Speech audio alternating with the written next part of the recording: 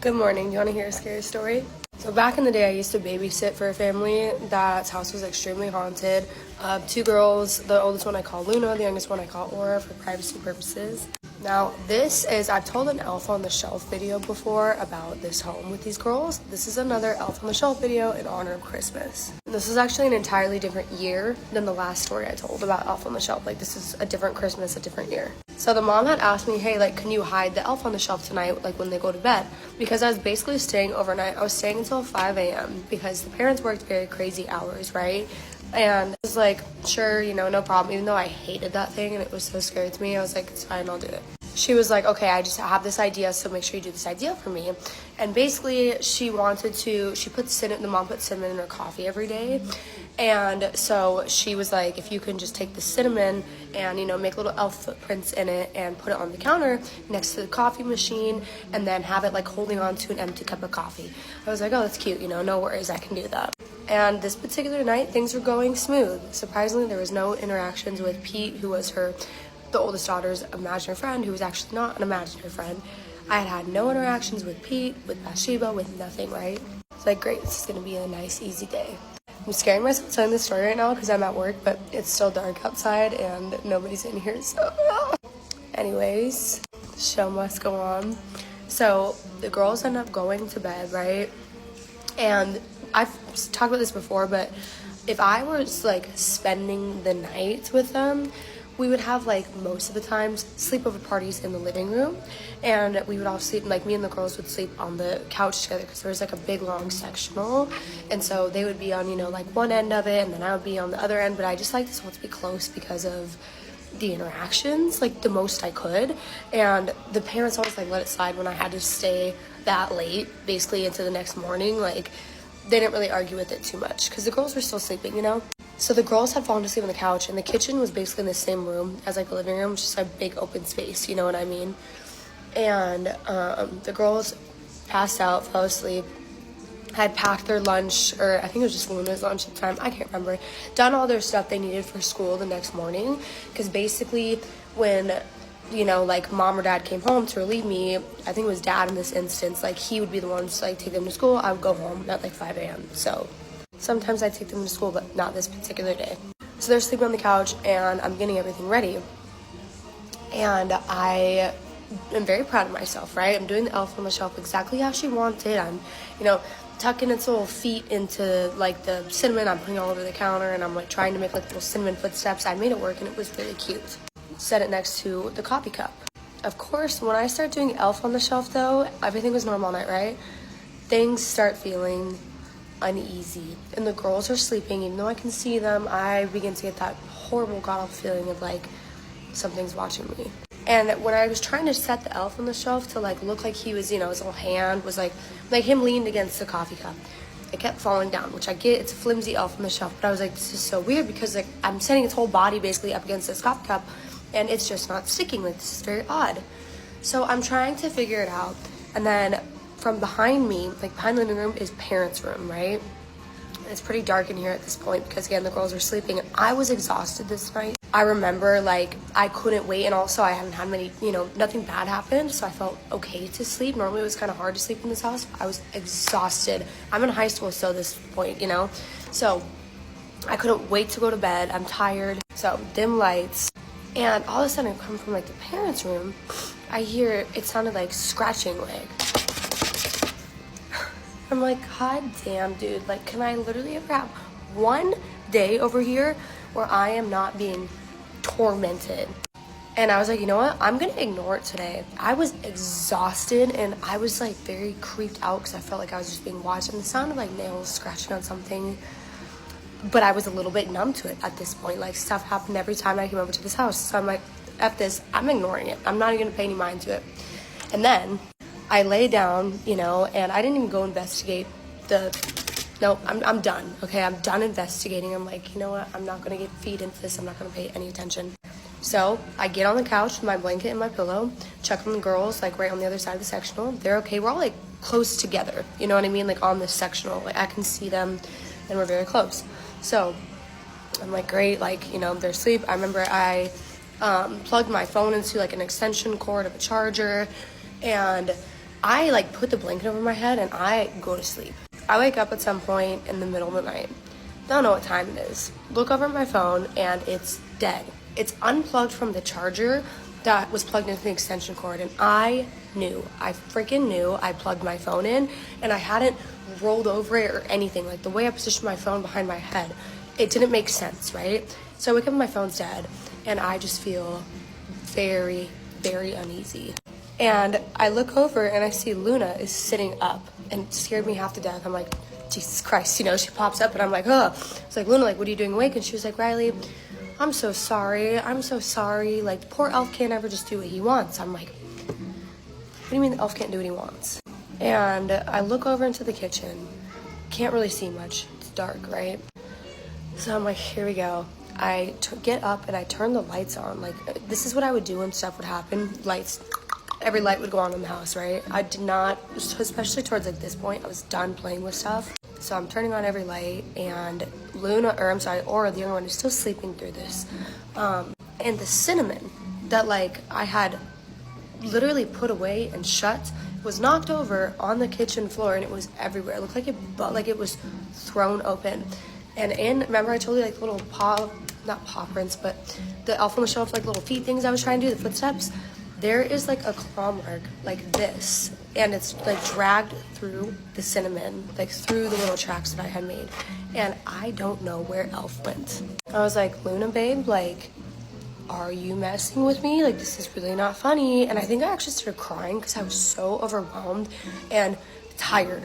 Like, guys, I worked for this family all the time, and I also had 2 other jobs at the time, and I was in high school. So I am exhausted. Like, I just need a fucking break.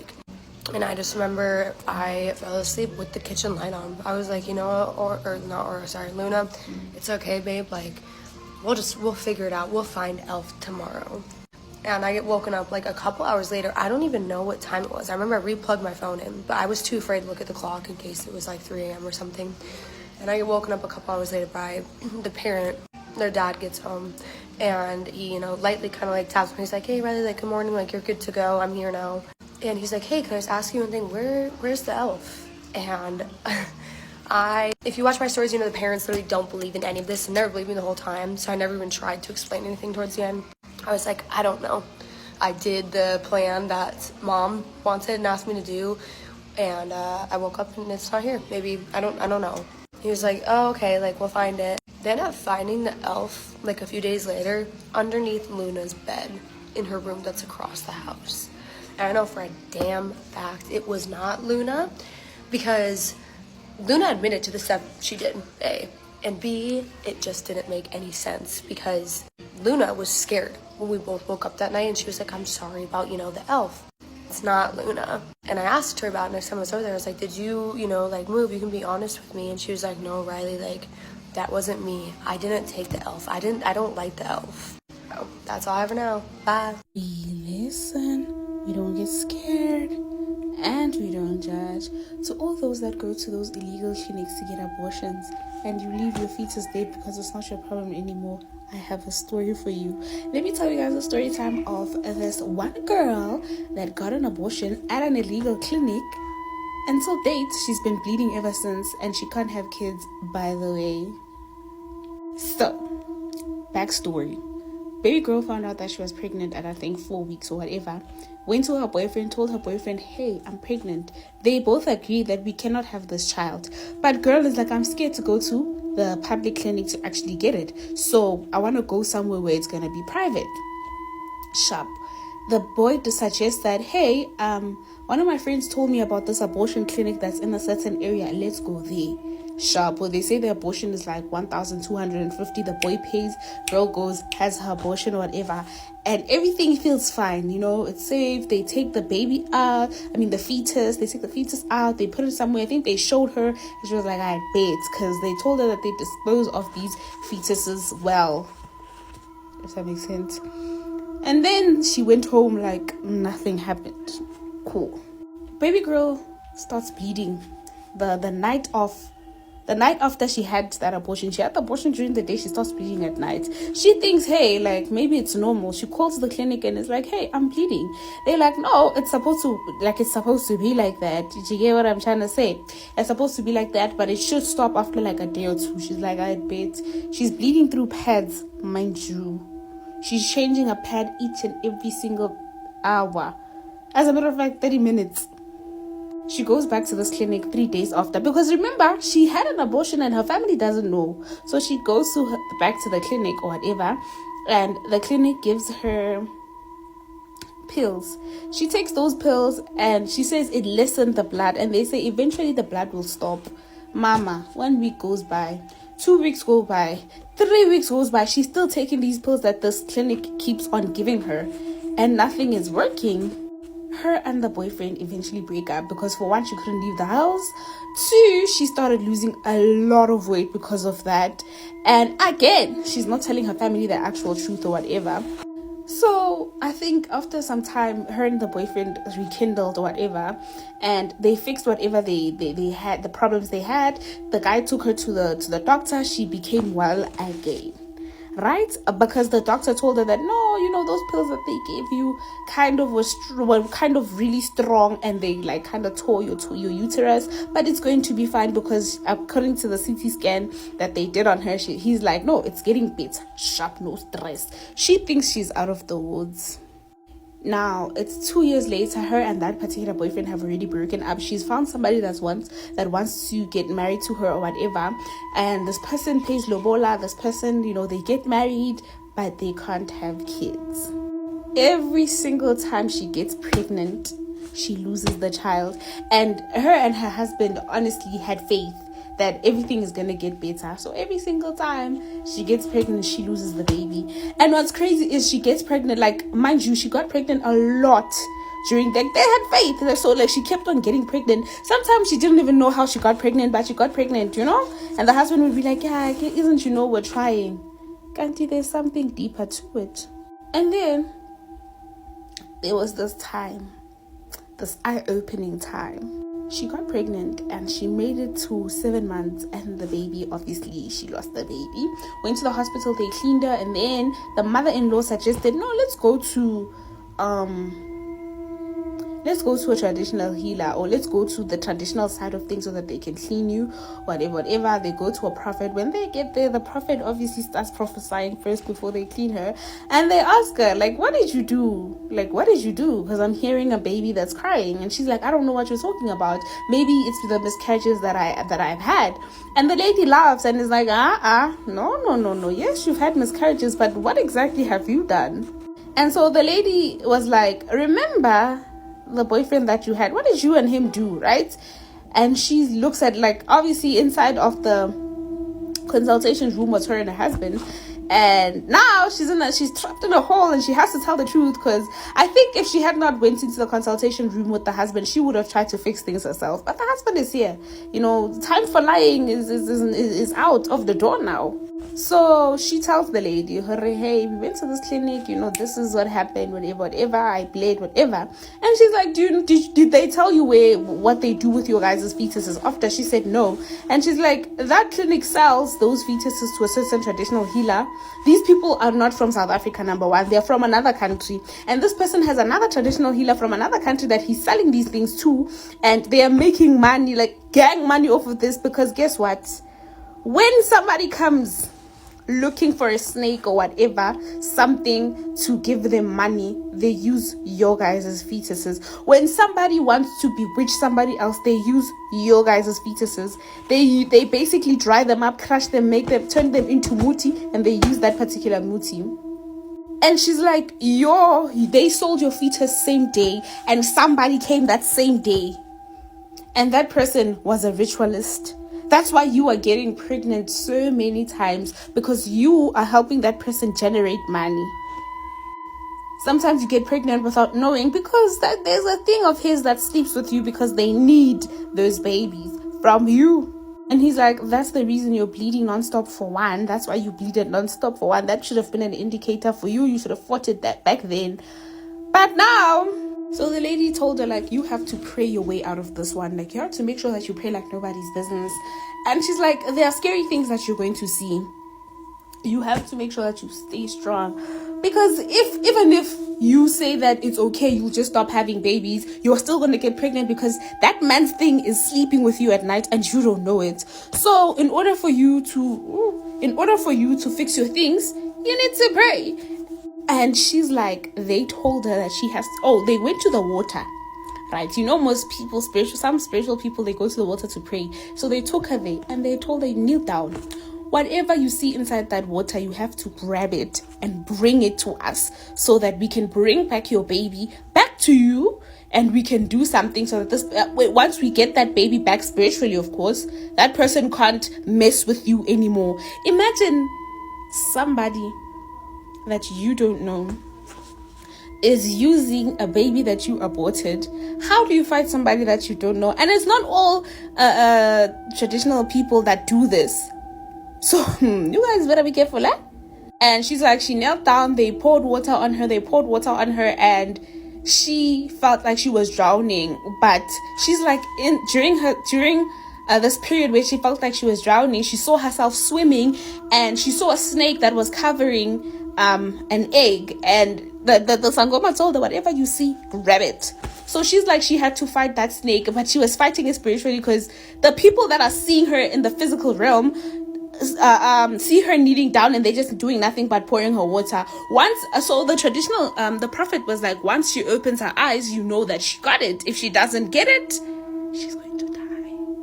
So she says she fought, she got the thing, and she started running or whatever. And before the snake could catch her, she regained consciousness. And when she regained consciousness, she was holding a rock. And she gave it to the lady, and they did whatever they did, and they helped her. But unfortunately for her, she couldn't have kids anymore, because when she was bleeding, and the doctor told her that pill cut through your uterus. So when she actually went to the doctor after fixing everything spiritually, the doctors told her that there is like a 1% chance that she could get pregnant, and she still till this day does not have kids. What I'm saying is, y'all should be careful.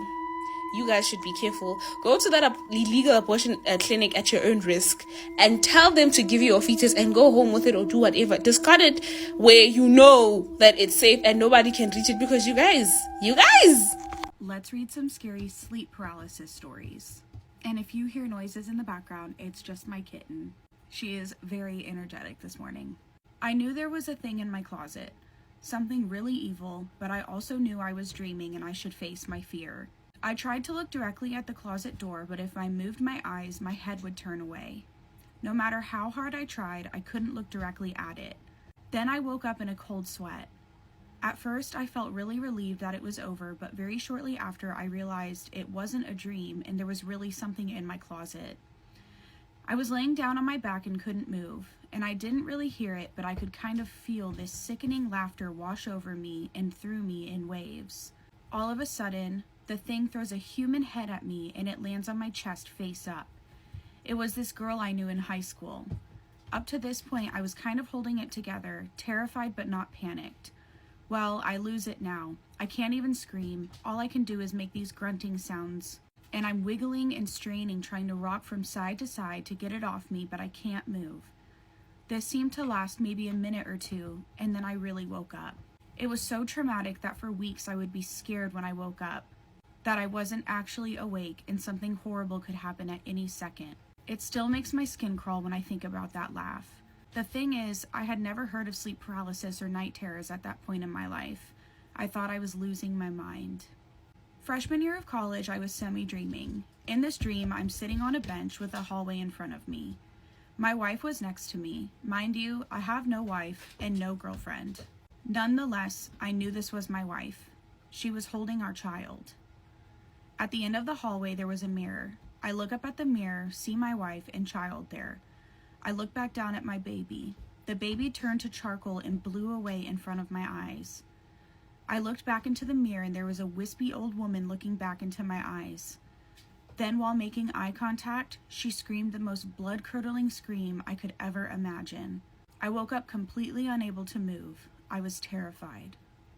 I was laying in my bed with my girlfriend at the time. I woke up from a really intense dream I had. I tried to turn around, but I couldn't move a muscle. All of a sudden, I hear a man yell, "Watch out, he's awake." At that moment, I fully panicked. I felt a big pressure on my chest and had the idea I was tied down on a huge dentist-like chair. Then I heard a huge metal door close very loudly, and then a silence. A moment later, I heard nothing but my girlfriend breathing in her sleep. I knew she was laying next to me. I used all the power in me to move or wake her up in some way, but it was useless. I still couldn't move. I was 100% sure I was abducted by aliens, who, as soon as I woke up, transported me from their ship back to my bed somehow. When I could move again, I was still in panic, so I woke up my girlfriend, who annoyingly told me to go back to sleep and tell her in the morning. A bit disappointed, I look at the clock, around 4 a.m. I go downstairs, grab a glass of juice, and smoke a cigarette in my garden, explaining to myself what happened. I took my tablet and then found out it was sleep paralysis. To this day, I am 100% sure that anyone who truly believes they have been abducted by aliens just encountered sleep paralysis instead.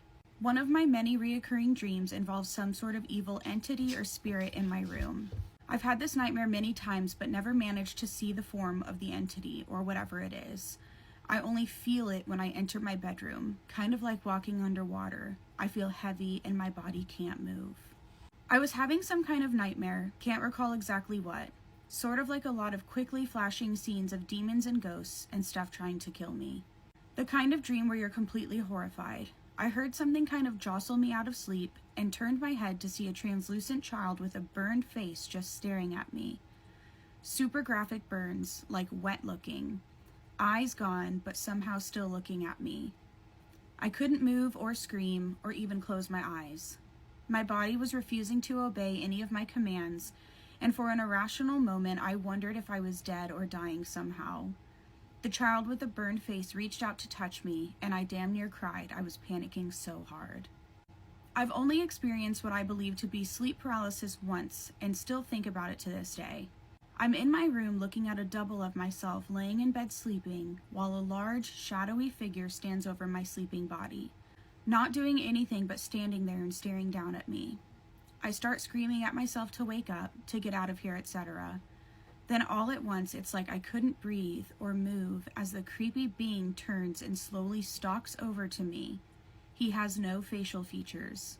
I eventually wake up in a cold sweat, horribly disturbed because of how real it felt. Maybe it was simply a terrible nightmare, but I felt as if I was paralyzed and choking. I used to do house calls in the hills of the Appalachian Mountains. Many of my patients lived off the grid in areas where sometimes they didn't have running water or electricity. Oftentimes I wouldn't have cell service or GPS, so I would be navigating using the compass in my car and a map.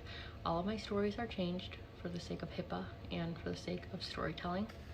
I was thinking of this story today because it's snowing outside, and during this particular encounter, I was going out into the middle of nowhere, like a very heavily forested area in the snow, to see a patient that lived in a double wide trailer in the middle of the forest. And like the GPS service, like the cell service, dropped me twice while I was trying to get to their place, and I kept passing the small narrow gravel road that took me to their double wide trailer, and it was just a mess.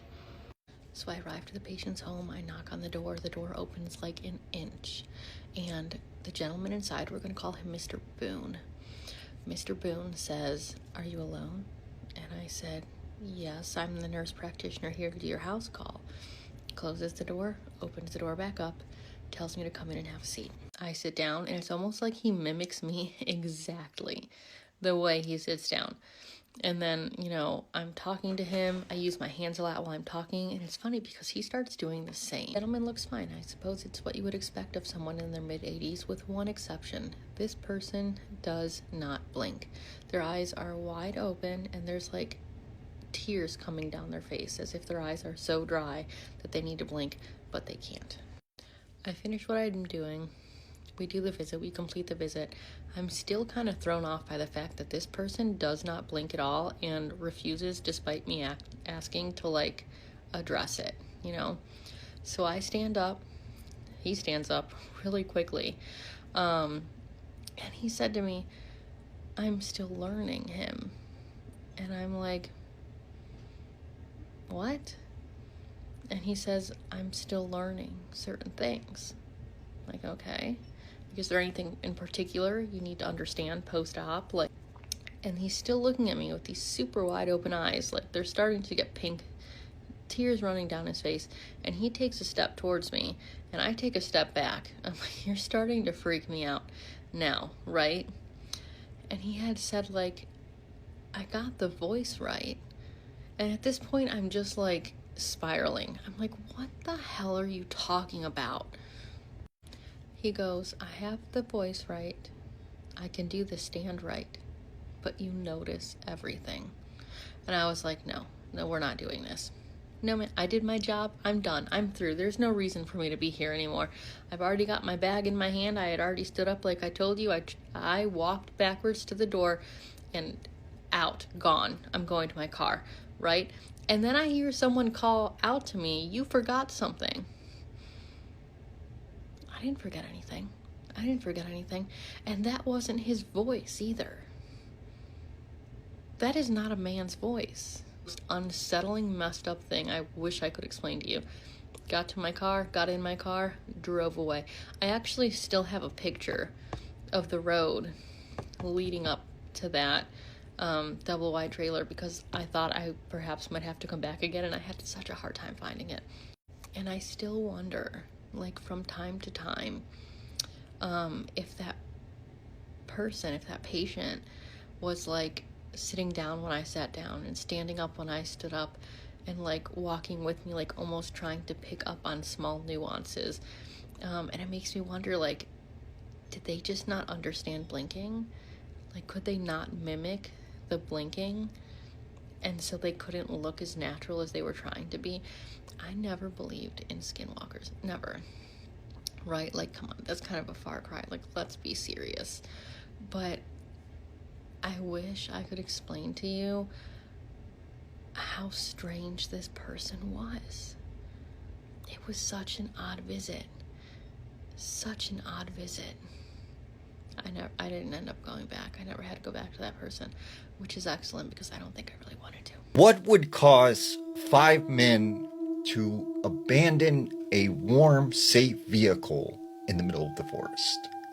Now, I've always been intrigued by what happened to the Yuma County Five. Now, in 1975, there were these 5 men, aged 20 to 30s.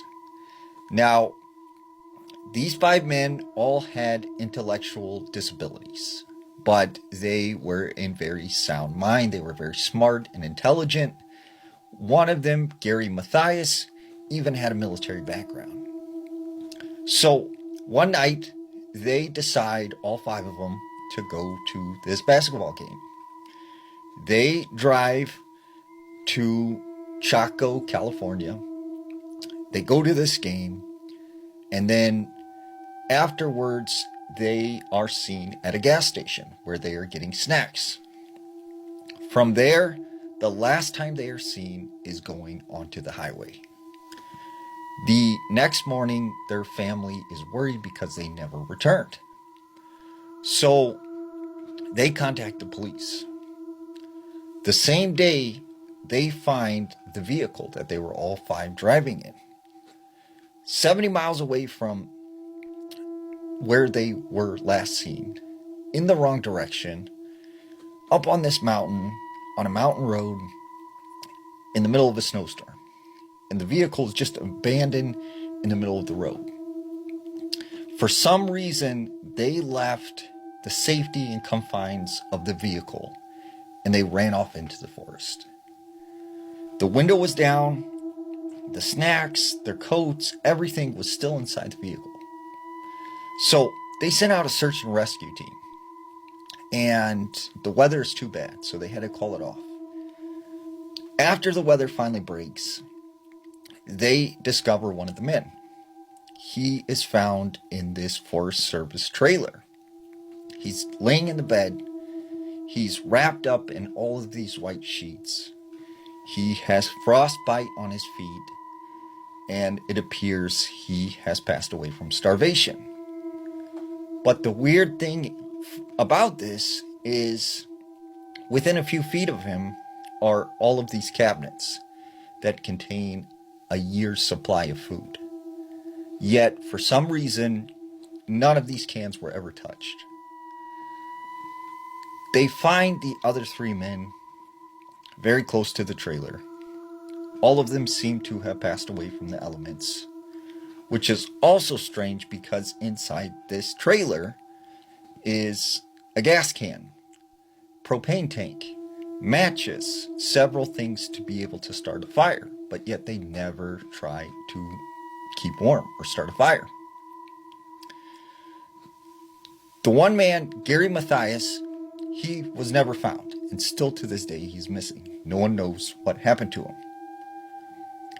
And there were no witnesses to this except for one man who came forward and said that he seen 5 men driving in a vehicle, but they also had a woman in the car, and she was carrying a baby. So the eerie thing is, who was this woman with a baby? Why would they have picked her up? And why were they 70 miles up on this mountain in the wrong direction? If you look at this area, there have been several disappearances. And not only that, there are several cases like this in Utah, Idaho, Nevada, where people just drive their vehicle out to the middle of the woods and they abandon it. And they take off running into the woods and they are never found again. My theory about what happened to them is that night they got lost and they ended up on this Forest Service road and they went up the mountain and then they encountered something that scared them and caused them to run away from this vehicle. And I think whatever they encountered, it stalked them. It chased them for weeks. And they were so terrified that they did not start a fire, that they wouldn't eat, because whatever this thing was, it was messing with them. Psychologically, physically.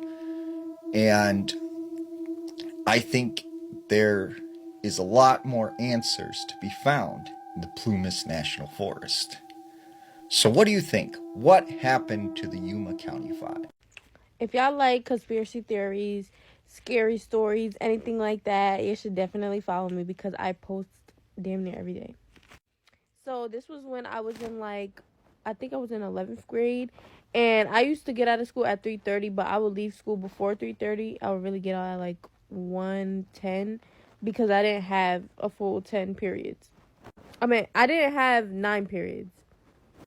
So I go home and I get some snacks and some food and stuff. And I'm watching the scary TikTok compilations on YouTube in my room.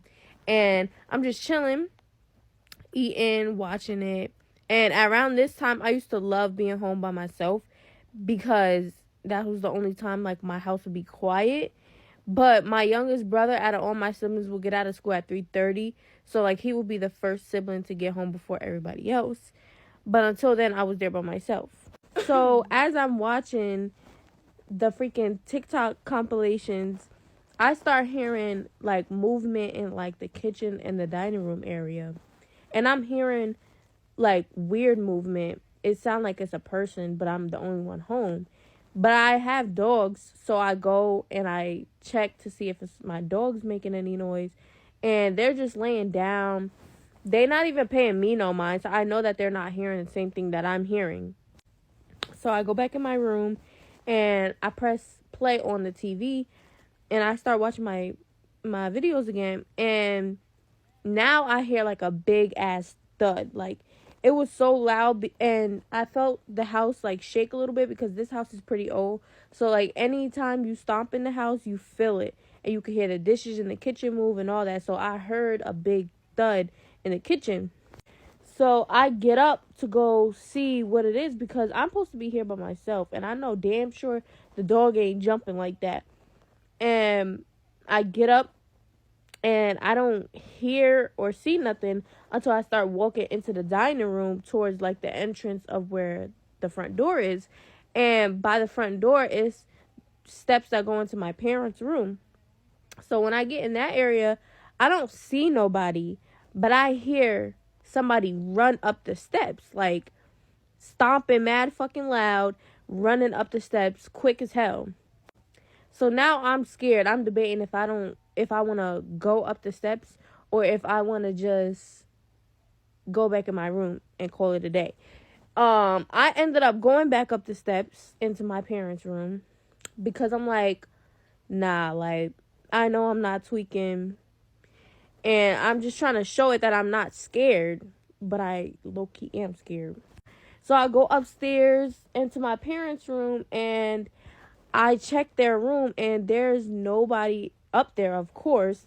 But ever since I was a kid, I've always been scared of my parents' room because it just has like that eerie feeling. It has a brick chimney in the middle of the room. And like when we first moved here, as I said in my last video, there was nothing but a chair upstairs in their room. Like, it was just weird. And then on top of that, not my youngest brother, but my other little brother, he, since he was little, said that he sees stuff in their room. And till this day, whenever he goes up there at nighttime, like, he still be saying that he be seeing stuff. And he's 17. So their room just gives me the creeps. So I'm looking around up there, and like I said, I don't see nothing. So I just go back downstairs, and I go in my room. And when I go in my room, I just watch, like, cartoons or something, like, because me personally, when I'm scared or whatever and I finish watching my little scary TikToks, I put on cartoons because it makes me feel better. But if y'all want a story time about what we found in my parents' room when we first moved here, comment that down below because it was weird, it was creepy, and I could give that story time to y'all. Okay, if y'all like scary story times, true crime, anything like that, follow me because I'm back with another fucking video. So this was when my grandmother used to live in Harlem, specifically like the Spanish Harlem area, and she lived in this apartment since forever, like since before I was born, I think. And that was like my favorite apartment of hers, like. But it was this one room in her apartment that gave not only me the creeps, it gave my mom and my aunt the creeps. Like, everybody was scared. All the grandkids were scared of it at one point. So, before we even get into it, just a little back check or whatever. My mom and my aunt had to share a room because one of them did not want to sleep in this freaking room because it was so scary to them. Weird shit was happening in this room. Let me know if y'all want a story time on that. And eventually my grandmother ended up turning that room into like a storage room. So she just stored out all the grandkids' toys in there. Okay, now we could talk about it. So I used to go over to my grandmother's house all the time. And specifically, I would spend summers out there. Sometimes with my family, sometimes without my family. Or like sometimes I will go down there with my family, but they'll leave back home and I'll stay out there longer than them. And it was, I think, like one summer where we was over there, you know, we was chilling out there for a few days. And all the grandkids, not every single grandkid, but most of the grandkids is younger than me. So they was like playing in the closet, the storage area. And I remember I was in the room that my mom and my aunt used to share, but it was now just my aunt's room since my mom moved out. And that room is weird too, but it didn't give me the creeps, but it gave my mom and my aunt the creeps. And while the kids was playing in there, I remember a few of them running out of the room. Like, nobody was in the room anymore. So I decided that I'm going to go in the room to see, like, what toys maybe I could play with because I was younger at the time. And when I went towards the room, the door was closed, and I heard playing, like, I heard a toy. I heard a kid laughing and shit in there. So I opened the door thinking that it was one of my little cousins because it sounded like a boy, and no kids was in the room. Now, it was like a storage room, but it had, like, a closet in it, too. So I go in the closet to see if my cousin is, like, hiding in the closet and nobody's in the room. Mind you, there's a big-ass dryer. I don't think it worked, but it was in that storage room. So I opened the storage room because the kids is little to the point where they could literally like.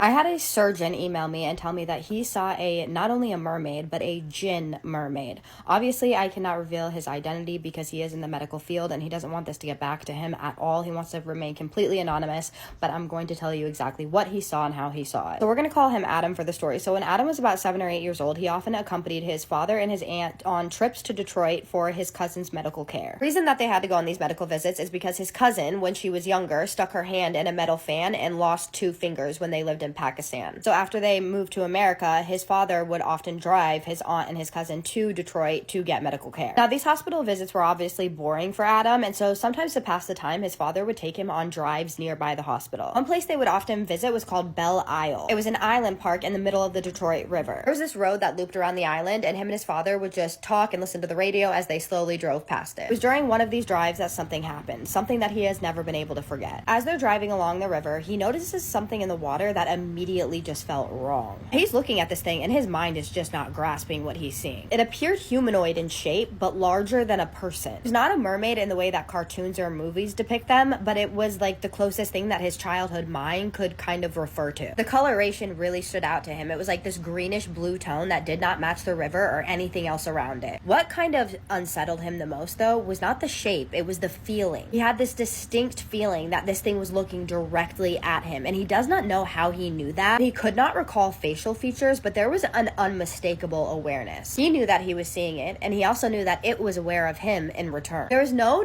distinct feeling of threat or malice. If anything, he just felt confusion. Almost as if it was just as surprised that he could see it as he was to be seeing it. So the entire encounter only lasts a couple seconds, but instinctively he turns to his dad to tell him what he's seeing. Before he could even finish speaking, the figure just slipped back beneath the surface of the water. Here's the weird part. As it disappeared, he saw its lower half clearly. What went under was not human at all. This thing had a massive, powerful tail, wide and horizontal like that of a whale. It moved with a single smooth motion, submerging completely and leaving the surface of the river strangely calm. Then when he turns back to look at it, it's just gone. At this point, he doesn't know how to explain what he saw, and he immediately begins to doubt himself. The memory never faded. He still remembers the color, the shape, and that brief moment of shared awareness. Later on that night, he starts talking to his dad about it, and to his surprise, his dad tells him that he believes that he saw something too. His dad saw that he saw a dorsal fin on a tail fin sticking out of the water, like that of a large shark. And on a side note, his dad spent approximately 2 decades of his early adult life working on fishing trawlers and cargo ships. He was a radio officer, so he sent and received Morse codes to communicate with other ships and those on land. He said that his dad has seen things that other people don't know about, that there is stuff in the water that people don't know about. And here's the interesting part. Adam, as an adult with more cultural and theological context, he has come to his own interpretation. In Islamic tradition, there is a class of jinn known as Marid, beings often associated with water. Personally, he believes that what he encountered may have been a Marid, not something evil or predatory, but something that exists alongside us, usually unseen. He said that of course he doesn't rule out any logical explanations. The Great Lakes do connect to the ocean, and sharks like bull sharks can live in fresh water for years, and it's not out of the realm of possibility that one made it to the Detroit River. But he said, and I quote, "But what I remember seeing was not a shark, at least not the top half." Detroit has had a long reputation of strange and unsettling experiences. Packs of wild dogs roaming parts of the city. This is something I did not know. The city's folklore also includes La Non Rouge, a devilish imp said to appear as a harbinger of bad luck. This is going back to the founding of Detroit in the 17th century. Even as a child, Adam had a vague sense that Detroit carried layers of history and oddness beneath the surface. Interestingly, the last reported sighting of La Non Rouge was in 1976. It was before a large snowstorm that ravaged the city. And this year is said to be on par with 1976 in terms of snow accumulation and cold weather. So there may be more sightings of the red dwarf. So what did you guys think about that story?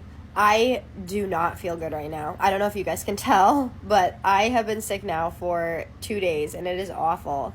But do you guys think that he saw a mermaid? Do you think that he saw a jinn? Do you think he saw a jinn mermaid? I've never heard anything like this before. And I find it very interesting that what I've always heard about jinn, and I could be wrong, is that they aren't good. But I vaguely remember people in my comments saying that jinn can be good and they can be bad. So please let me know, because I would love to know what the answer to that question is. I could also look it up online, but it's better coming from people, especially if someone here that is watching right now is in Islamic culture. If you could just kind of let me know what's going on with the whole jinn situation, I would appreciate that. And also, has anybody ever seen anything weird in the Detroit River? And if you guys have seen mermaids, please email me, because I want to know about it and I want to tell your story, because I find them to be so interesting. The whole fin thing, and that creeped me out. The whole face, how he couldn't see its face. I wish he could see its face. But so weird to know that something is looking at you without seeing its face. I've gotten so many stories where people are like, it had no face, but I knew that it was looking at me. Now I'm going to go on like a deep dive about the Detroit River, because that is so interesting to me. But tell me what all your thoughts, opinions, and suggestions are in the comments. And as always, please be respectful.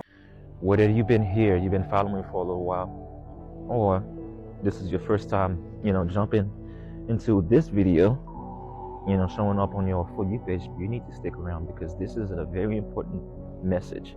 And I need you guys to stick around till the end. I will do a part 2 about this video, but this one is very important, so please pay attention. This is about a dream that has been reoccurring for me for a span of 5 years. But the times I actually really remember, and it's been really vivid, was probably about 3 times. And it's more like a mission type of dream. It's like I'm supposed to accomplish something.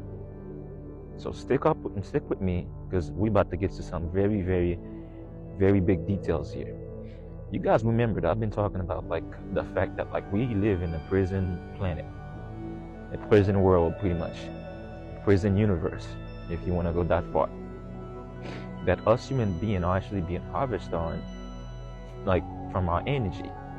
Our energy is what fuels, these other beings, pretty much, and then we're being controlled by them. And the only time that you're not literally under their teeth or being in control is when you're dreaming. Because when you're dreaming, your full spiritual power is actually in display. So last night, this early in the morning, 3 o'clock in the morning, I woke up and I just wanted to go back to sleep, which I did. And as soon as I fell back asleep, that dream started all over again. And immediately my consciousness tells me, you've had that dream before. This looks familiar. It's familiar to you. And I'm like, my conscience still speaking to me again. Some of us can do that. Some of us can really be conscious in our dreams. I'm like, you know what? This felt like a mission that I actually failed at least a couple of times. This time, I'm not waking up. I am going through it. No matter what, I am not waking up from that dream. So, the dream, you guys are going to have to close your eyes and literally visualize every scene that I'm about to describe, okay? First one, close your eyes. I'm all of it. I'm the entire universe, right? And I can see what's in my left. I can see what's in front of me. I can see what's on my right. On to my left, I'm literally with a few people, very few, but they seem very friendly and very familiar to me. And then I'm the one in the front, and I'm telling them where to go. I look to my right. There's billions of people. They look like little soldiers just following one another in lines. And then they literally heading towards a bridge. And then if you look further down, the bridge seems like it just doesn't continue. It just disappeared as the people keep getting into it and then keep going. And it's just continuing. So I turned around to my left again, and I told these people, the few people that were with me, and I told them, why don't we just go a different path? Let's not follow the mass. Let's just go, to our own path. And after conversations after conversations, obviously we were friendly with each other. They decided they're gonna follow me, which they did. And as we keep going, we find ourselves in this beautiful landscape, there was trees and flowers and everything. But in the middle of it, there was this pathway, that doesn't have a back end, but then it was an open door. But the only thing that was separated it is curtains, but halfway open. And then because it was dark, the people that were following me did not want to go through it. And I managed again to convince them, let's go through it. I got you guys, let's go. So we got right in, and it felt friendly at first. We kept walking in, but like I keep seeing these people following me disappearing. And I ended up just by myself in that tunnel. And that's when it started getting a little scary. And I'm like, you know what? No. Even if it's a nightmare, I'm gonna continue, because I've had this dream before and I've gotten so close, very close to punch my way right through. And I failed. And I will give you guys that detail later on.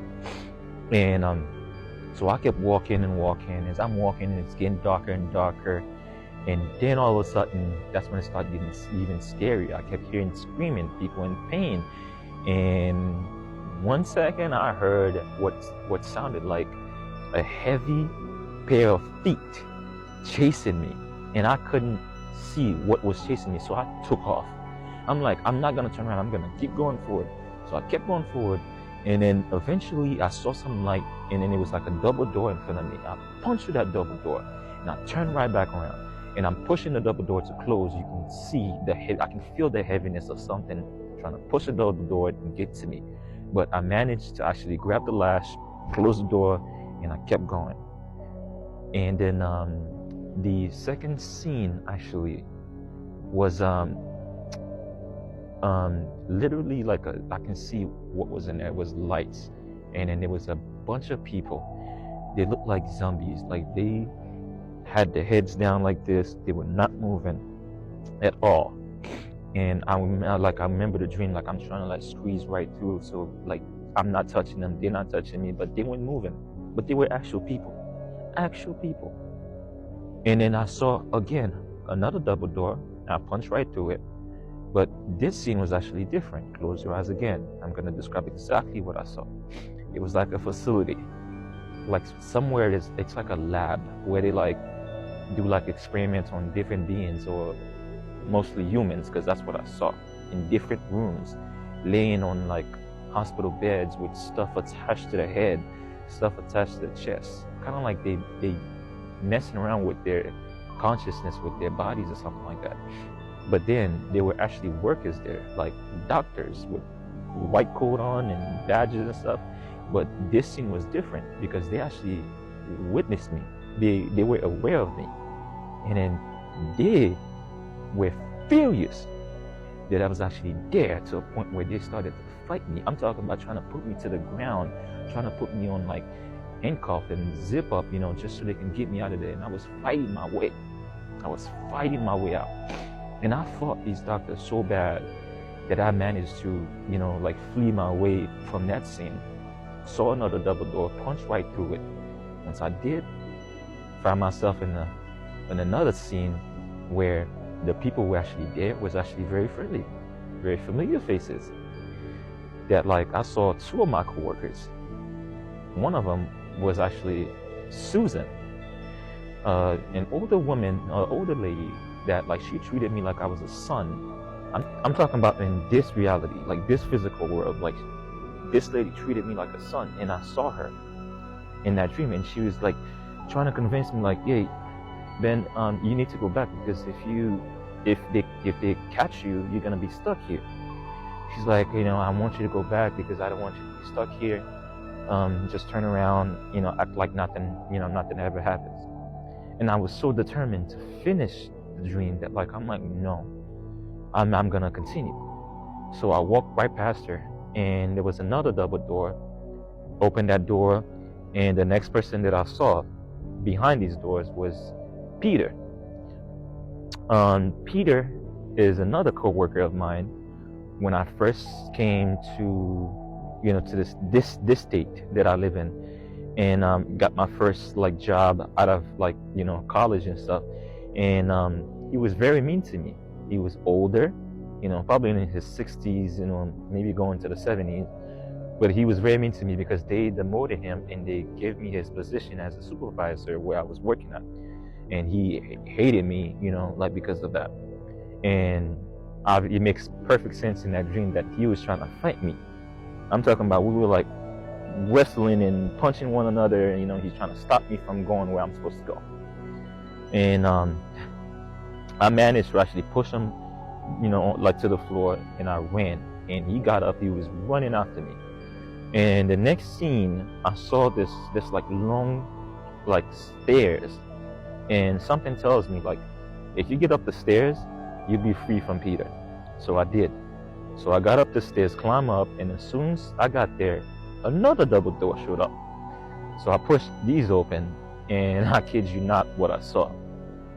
And this is vivid, actually. This is not like cut up scene and, you know, like you don't understand what's going on. I understood exactly what was going on from the start of the dream to the end, because I've already had it before. I've been there. I was just trying to get to the end, to the finish line. So when I got up, what I saw was a massive church, a massive chapel, like full of people praising and screaming out of joy and literally praying.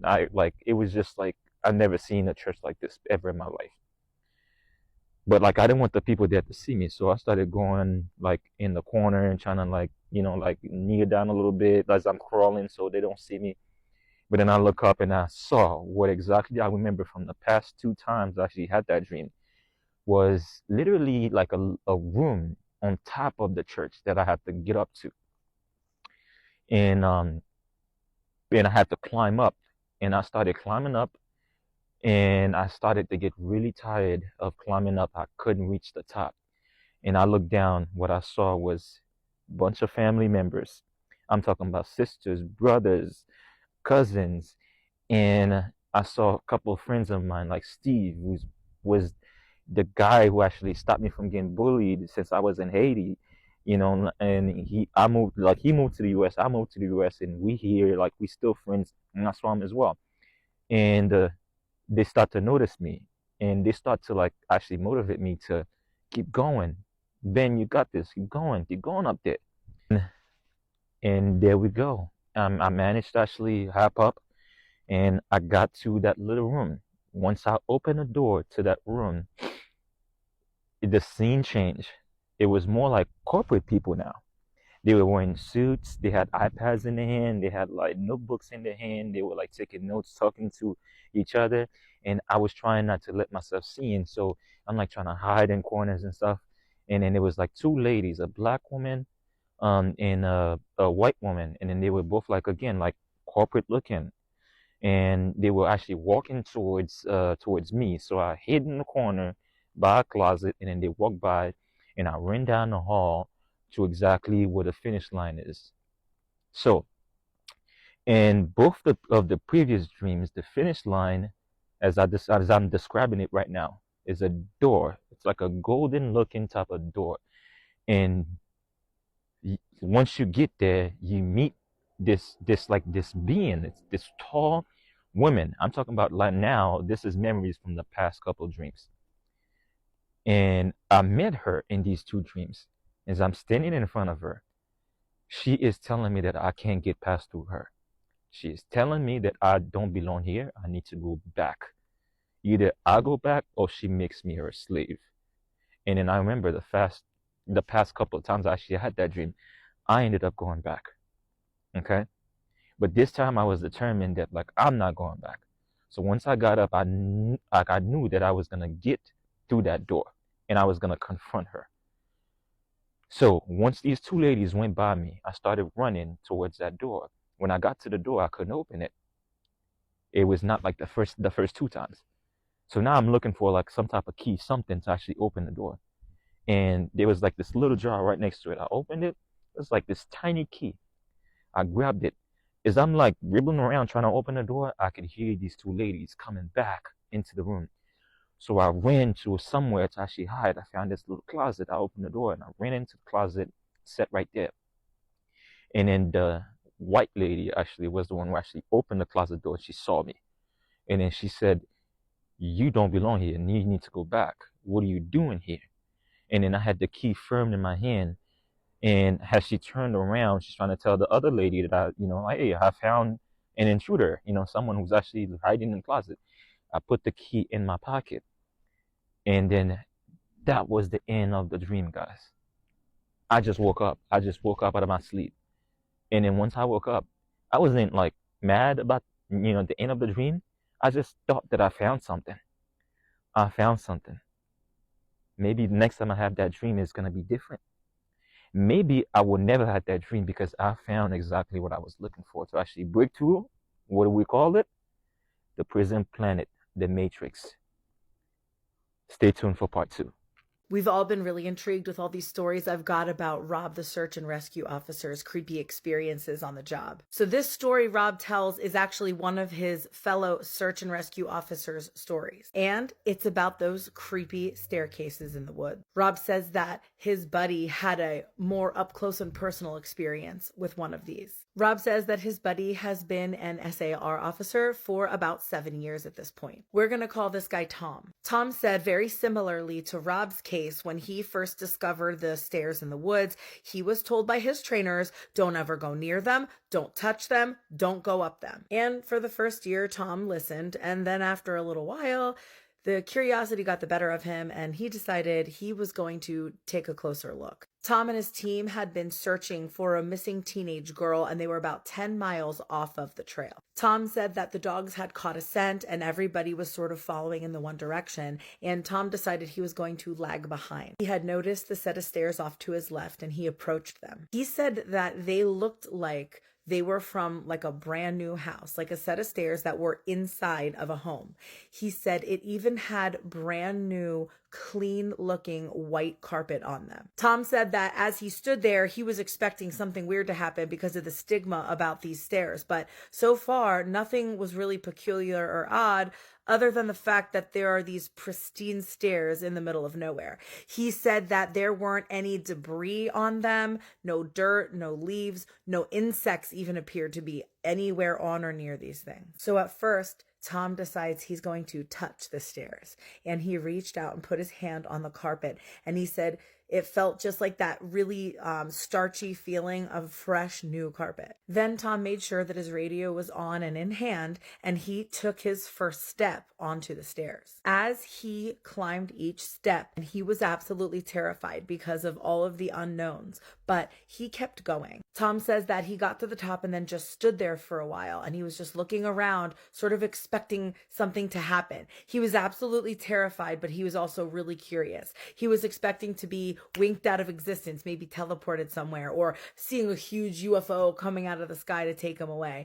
But nothing happened yet. He said the feeling that he got in his gut was almost like if he were to have broken into some off-limits area in like a government building, just like he should not be here kind of a feeling. And then he noticed something. He realized that he could no longer hear anything. He couldn't hear any of the sounds of the forest or any of the wilderness. He couldn't even hear his own breathing. It was like this deafening silence. He said it was like some weird, awful tinnitus, but oppressive. So he climbed back down and he joined the search party, and he didn't mention to anybody where he'd been or what he'd done. But he said the weird part happened after. He said that after the search was over, his trainer was waiting for him at the welcome center, and when Tom walked in, his trainer cornered him. Tom said that his trainer had this look of intense anger on his face, and he just got up in Tom's face and said, "You went up them, didn't you?" Tom said it wasn't phrased as a question, and he kind of looked at his trainer and said, "How did you know?" And the trainer just shook his head and said, "Because we didn't find her. The dogs lost the scent." And Tom was like, "Okay, but what does that have to do with anything?" And then the trainer just kept going about the stairs. He was like, "How long were you on them?" Tom was like, "I don't know, no more than a minute." And his trainer looked him dead in the eye and said, "If you ever go up another set of stairs again, you will be fired immediately." And then with that, he turned around and walked away. And Tom never got any answers to any of the questions that he had for him about the matter. Rob said that he has a few other stories from other search and rescue officers as well, so stay tuned for those. I'm going to keep them all in that one playlist of search and rescue stories. And if you haven't already, follow for more creepy story time. On the morning of October 21st, 1990, a 30-year-old man named Lee Hunsho and 3 of his friends hiked up Bilu Mountain, which is located in northern Taiwan. Now, by this point, the group had already been hiking for several hours, and so they were quite tired. I mean, Lee's legs absolutely burned, But Lee and the others kept on pushing until they reached the top of this rocky ridge. They all stopped and were able to catch their breath for a minute. So Lee was a bank manager, but he was also a very outdoorsy person, and he'd been wanting to do this hike up Bilu Mountain for a long time because it was sort of like a rite of passage for hikers in Taiwan. It took an average of almost 8 hours to get to the top and back down again, and the terrain could be really rough. As a result, it was considered one of the most challenging hikes in all of Taiwan. But despite that, it was also a major tourist destination that was usually really busy, with lots of people attempting to do this hike. But on this particular day, for whatever reason, the friends had not seen anybody else on this trail. No one. And I mean, the weather was good. It was a weekend. I mean, there was really no good reason for nobody to be here. But they had the mountain to themselves. So Lee and his friends, they stood on this rocky ridge and caught their breath. They had some water. They had a couple of snacks. And then it was onward because they were not at the summit yet. I mean, this was a beautiful lookout point they were at, but they still had some pretty difficult climbing ahead. And so on they went, very excitedly. They're making their way towards the top. This is something they were all really excited about. And eventually they reached the section of the mountain that was sort of famous amongst tourists because it was a really, really steep section where the only way to get up was actually to climb a rope. There was a rope anchored into the mountain where, hikers had to grab the rope and walk and pull themselves up this section. It was like this kind of cool part that made you feel really rugged. And so when the men got to the spot, they all wanted to make sure there was a picture of them navigating this particular terrain. And so one by one, each of the men got on the rope and sort of paused at some point and turned around and made sure to get a cool picture of themselves making this really difficult section of the climb. And then once they had all taken their picture, they actually went the rest of the way up the rope and continued all the way up to the summit. And once they were on the summit, the friends actually didn't spend a whole lot of time there. I mean, remember, it takes almost 8 hours to do this entire round trip. And so you're sort of fighting against the darkness. You want to get back down before the sun goes down. And so they were up there long enough to get a couple of pictures and, again, to take stock of the fact that basically no one is here. In fact, literally nobody is here but them. It just seems sort of surreal. This is such a beautiful place, such a popular place. Why is nobody here? But didn't matter. They got their pictures, they got their beautiful scenery, they had some more water and snacks, and then they began making their descent. Now, on the way up, the friends had all been together. There was no separation. They were all, one by one, navigating each part of the terrain and making their way up together. But on the return trip, they got pretty separated, in part because Lee was really dragging behind. He was just so tired from the ascent that he sort of told the others, like, hey, go ahead, like you can walk ahead of me. We all know where we're going down and we'll meet at the car, so just go on ahead. And so Lee's friends had done just that. They had sort of taken off and gotten a bit of a lead on Lee. And so after a couple of hours of the group sort of broken up, making their way down the mountain, the friends in the front, who had left Lee behind effectively, they stopped at a certain point and they realized like they were really huffing it down the mountain, moving really quickly. And they thought, you know what? Lee was really tired up there. Maybe we ought to just sit here and wait for a minute and let him catch up, and then we'll make the final stretch together. And so the friends, they stop. And again, they're sort of looking around thinking how weird it is that nobody else is here but them. Like still, no one's come up the mountain. No one's come down the mountain. It's just them. It's very odd. They're sitting there waiting and they're looking back up the trail, expecting Lee to show up anytime, but he doesn't. And so eventually one of the friends says, you know what, you guys stay here. I'm going to go back up the mountain a little ways and just see if I can catch Lee and just walk with him back down. I'm sure he's just exhausted and, I'll help him sort of finish up the hike here. And so this one friend, he begins going back up the trail. And for quite a while, he's basically hiking back up the mountain. And the whole time he's expecting he's gonna run into Lee. He has to. I mean, there were other trails that spidered off on the way down. So it was possible to take a wrong turn and sort of accidentally go down the wrong path. But for the most part, it was pretty linear. But as he's going up, he has not found Lee. And after a while, he's been hiking for like an hour back up the mountain and still no Lee. And he thinks, you know what, I can't do this. It's getting dark out. I have to go back and catch up with the other friends and just go down to the car because at this point, it seems pretty likely that Lee must have gotten turned around and he must have taken one of those other pathways. And now he's probably ahead of me. He's probably down at the car by this point. And so this friend who had done the rescue mission turned around, went back down, linked up with the other friends that were still sitting there waiting for him. Together, they walked all the way down the trail and they got to the car. And when they got there, they're expecting to see Lee, but he wasn't there. And by now, the sun had basically set. And so the friends realized that, okay, like we have a real problem here. I mean, clearly Lee didn't just get lost. He's still in the mountain somewhere. And like, what are we going to do? It's about to be nighttime. Like, we can't go up there looking for him. And so they hopped in their car and they drove to the nearest police station to tell them to go look for Lee. And sure enough, there would be this huge search that was launched for Lee. And over the coming week, I mean, there were all these people out scouring the mountain looking for Lee, but they couldn't find him. And after a week of searching, the police had to call it off. And so Lee's friends and family were left with this huge question mark. Like, where did he go? What happened to him? I mean, the not knowing was in some ways worse than having found out he had died or something. And so there's this horrible uncertainty. Nobody really knows how to react to this. Do you grieve his loss now, or do you hold out hope that maybe he's still alive? Well, the friends and family kind of did the latter. They kind of held out hope that, maybe he's out there somewhere. And weeks turned into months, and eventually 4 months went by. And it was at that point that other hikers who were making their way up the mountain, they went off the trail on purpose. They were sort of off the trail for a bit, and they came across Lee's body. Now, the immediate reaction was obviously devastation for Lee's family and friends, but at least it seemed like they were going to get closure about what actually happened to Lee. However, when police began to investigate what actually killed Lee and why, they ran into a lot of anomalies. Number one, they did an autopsy and they couldn't figure out what killed him. There was no clear cause of death. Number two, where he was found, he was just kind of sitting there, with his back against the mountain. His pack was right next to him. It almost seemed like he just sat down and then just died in place. But again, there's no clear cause of death. There was no obvious, trauma he sustained. It certainly didn't seem like he fell. He didn't appear to have any obvious injuries. He just stopped at some point on the mountain and died. And on top of that, remember, Lee is like a seasoned climber. He had supplies in his bag that could at least last him for some time. He had a flashlight, he had a compass. He knew where he needed to go, down the mountain to the car. Why is he stopping? Again, no injuries, no clear injuries.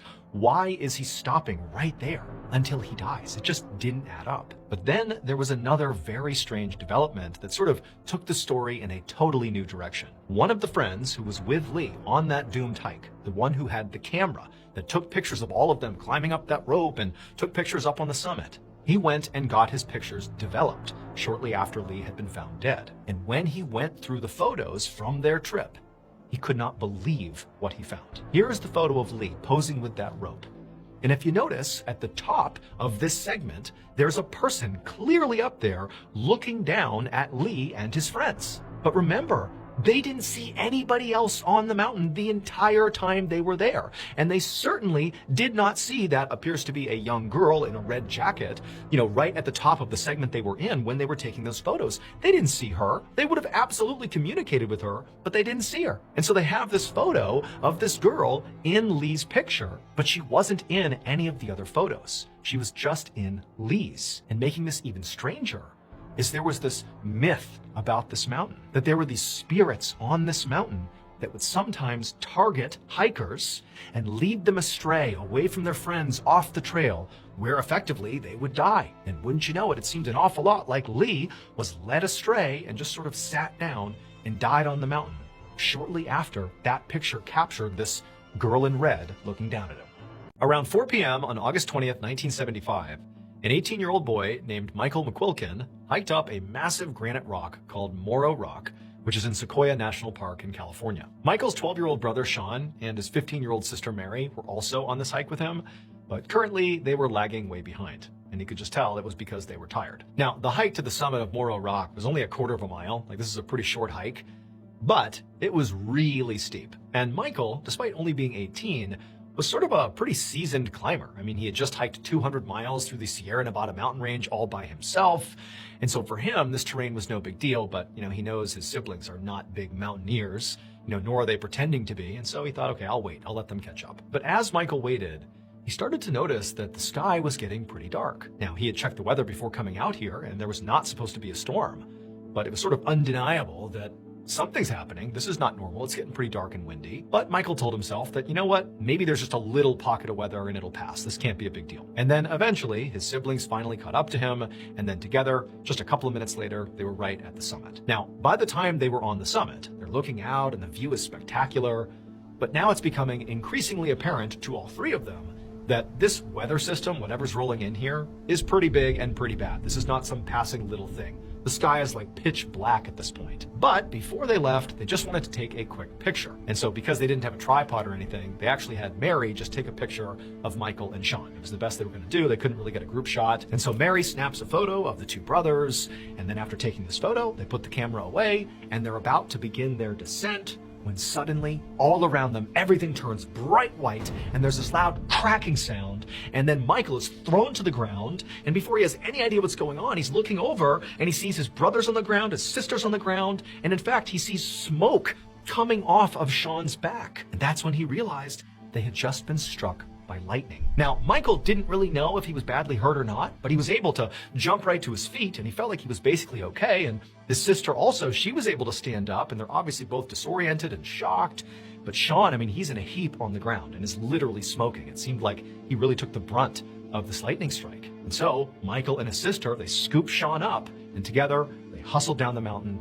They got in a car and they rushed to the hospital. And somewhat unbelievably, despite taking effectively a near direct hit from a lightning bolt, Sean survived. I mean, he was covered in burns, but he and Michael and Mary all lived through this strike. But the reason we know about this lightning strike is not just because they survived. That's great, but that's not why we still talk about it today. The reason we still talk about it today is because of that picture that Mary took of Michael and Sean standing on the summit of this mountain. If you look at this picture, you can see that the two brothers, their hair is sticking up in all directions. And they noticed at the time that their hair was standing up, but they didn't know why. They thought it was kind of funny. That's why they're smiling in the picture. But what they didn't realize they were capturing in this photo is the very scary phenomenon that occurs when you're basically right about to be struck by lightning. The air around you, especially if you're in a very exposed spot, like the summit of a mountain, gets electrically charged, and your hair stands up right before you're hit by the bolt. And so now this picture is now used by the National Park Service to show people what to be aware of when you're out hiking on these mountains. If your hair starts to stand up, you better move. My name is Angie. Today, I'm going to share two stories, one from my great-grandma on my dad's side and one from my dad himself.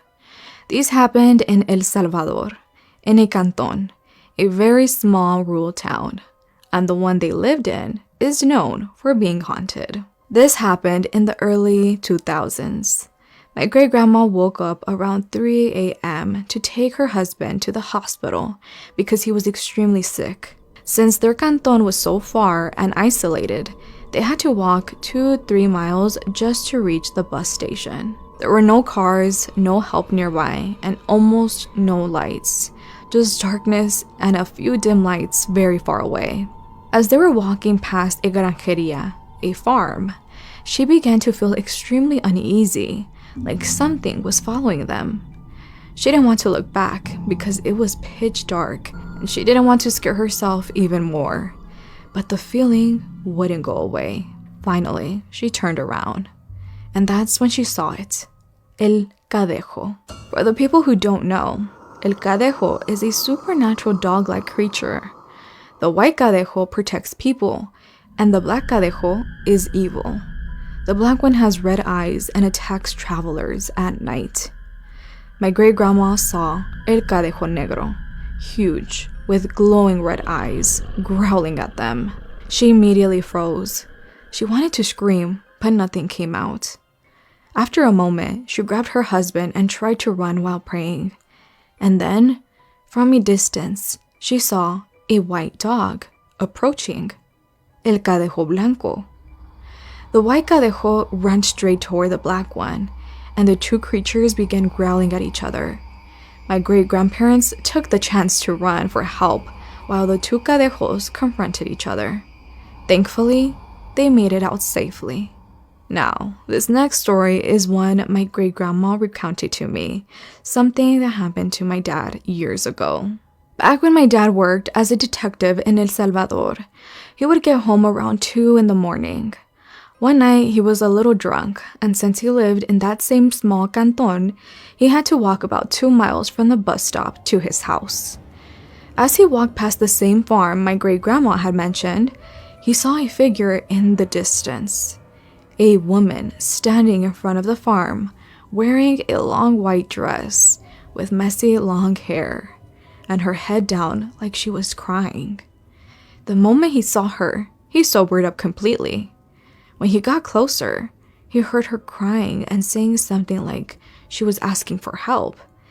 My dad didn't look at her. He just started praying quietly and kept walking. When he got far enough, the crying suddenly stopped. He wanted to look back, but he didn't. He said if he had, he felt like she would have appeared right behind him. My name is Viviana. I have 2 stories to share, one from my mom and one of my own. One Sunday, it was just me and my mom at home. I only have brothers, so whenever the boys aren't around, my mom and I take full advantage and enjoy our little girls' time. I was cleaning my room, and my mom was in the sala, the living room. I went to the living room to chismear, to gossip with her, when she suddenly asked me if I had been feeling strange in the house. I asked her what she meant, and that's when she told me what happened that morning. She said she was in her room after my dad left for work. Their bed sits in the middle of the room, facing the closet. She was lying on her side, half asleep, when she rolled over to get more comfortable. That's when she saw him. A man dressed in white was standing on top of their bed, facing the closet. Girl, when she told me that, my heart dropped to my butt. She then said that the figure turned toward her and was now looking directly at her. My mom didn't feel scared, but when she rubbed her eyes, the figure was gone. She also told me that one day, my little brother was walking to the kitchen and saw the same man in white just standing there. My brother is only 11, so when she told me he'd seen the exact same thing, I believed her instantly. Ever since my mom told me this, I've been paranoid at home. When it comes to the paranormal stuff, I get spooked so easily. And after she told me about the man in white, I started waking up at random hours of the night, feeling like someone was watching me sleep. I never see anything, and I pray I never do, but I definitely feel it. But that's not the only thing. One night, I was making myself some maruchan because I was hungry. I went into the kitchen, turned on the stove, and started pouring water into the pot. While I waited, I sat down on the table. That's when I started hearing noises. The garage door behind me kept making noises, and then out of nowhere, it opened on its own.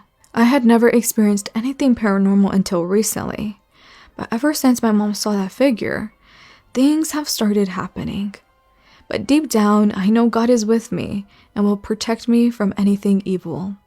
I've always believed in the saying, you get what you give, and I don't give anything to the paranormal.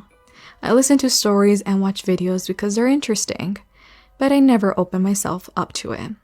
With love, Viviana.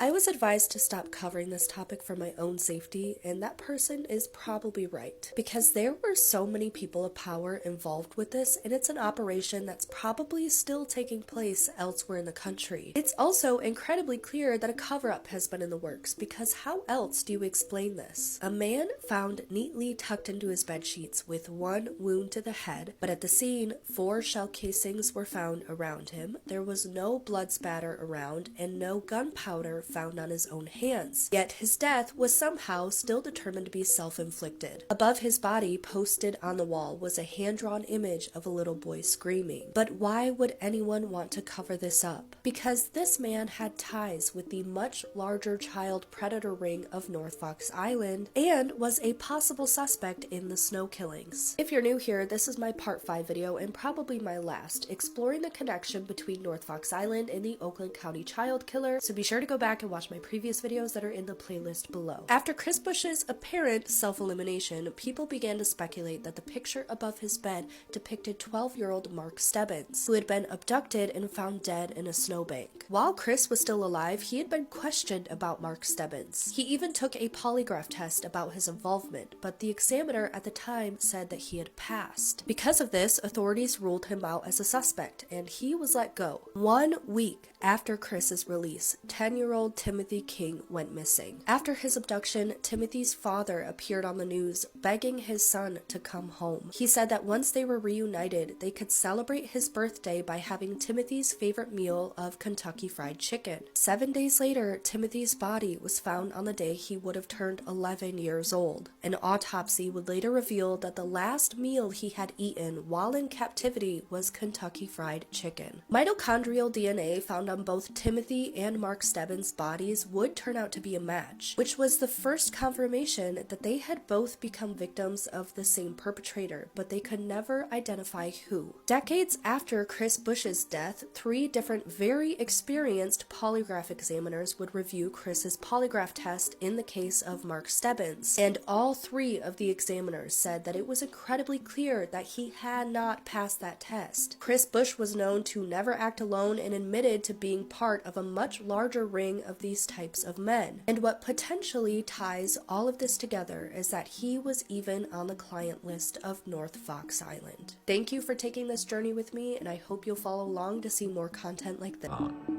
There's been a lot of spooky stuff going on around here, so help me find the antique item that is haunting my house. A bit of context, I've noticed some serious change in the house since I started redecorating with antique furniture. I've heard noises, people talking when there's no one in the house, and it's not just me, like other people have woken up to see figures in their room like before I even mentioned it to them. My cats have been spooked. One of my videos on here, you could clearly hear like a woman's voice at the start of the video. Don't know where that came from. There's been some stuff going on, so help me try to figure it out. Firstly, we have this Italian set of drawers. This is from a divorcee. This woman's whole house was full of this beautiful antique furniture, and then her husband cheated on her, and after that she couldn't stand the sight of looking at it. So she sold it all really cheap and replaced it with IKEA furniture. Table chandelier is an honorable mention. Next we have this painting of this girl and this dog. This is from World War I era. I thought this was really cute when it was like high up on the wall at the antique shop, but the more I look at it, the more she just like looks unhappy. I think she knows she's stuck in this frame forever and she blames me for it. The dog does look happy though. This is a giant mirror that I'm about to hang up. How do I show you guys how big? Like this is how big it is. I only had this mirror for about a week and the hauntings were happening before I got this mirror, but there are 2 other antique mirrors that I got early on, so I will show you guys those soon. Next potentially haunted piece, French cherub lamp. This is around like late 1800s to early 1900s. Apparently this artist based these on real children in the town. That's why they look so lifelike. He managed to survive being in Europe for the 2 world wars, so he has lived through a lot. This is one of the other mirrors I was talking about. It's also so old that it started falling apart.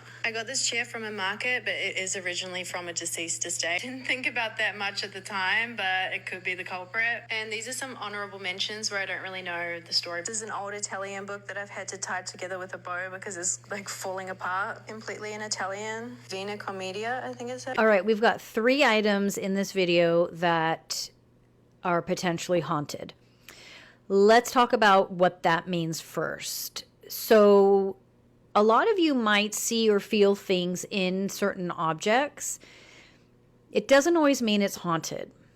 It means you're psychically, intuitively picking up experiences that have been had around this item. And or you're picking up spirits who are lingering, not necessarily in this home, but they're lingering because they were connected to that object. Not attached, but connected. As simple as they just lived in the same home together for a long time. If we're talking about something that is haunted, a being attached to it, something that is generating energy, sound, noise, that's different, okay?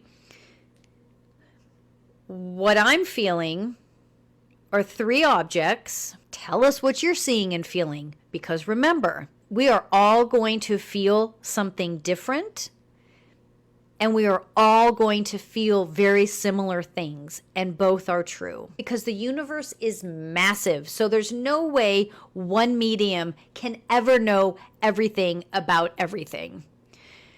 But if we do this as a group, we're all going to pick up on similar stuff and new and different things. All right, so let's get into it. So we're going to talk about the chair. This chair is really special. And I personally don't feel anything negative from it, but I see and feel this beautiful little woman who is part of the LGBTQ plus community. This chair was used to support, have meetings, have gatherings, and it was private. I don't feel like she was openly out, but she built this little community. And that chair, for some reason, when people would sit on this chair, they would feel safe and comfortable to just express. And this chair meant a lot to her because of that. And her life and her meetings and her community meant a lot to her. and to those that were with her. So is she still with this chair? Yes. Is she attached to this chair? It feels yes. She went to the other side and chose to come back to be supportive of others that are in the LGBTQ plus community, not just people she had worked with, but people she doesn't even know. She's a literal guardian angel for people in the LGBTQ plus community. And don't get me wrong, she's open to being guardian angel for anyone, but that is where she came back. She crossed over, she came back to do that work. And she attached herself to the chair, not in a way where she won't leave and only stays in that home, but energetically, that's just her go-to. And this is a deeply evolved woman, so, you know, she's not stuck. What she's saying is, I ain't leaving that chair.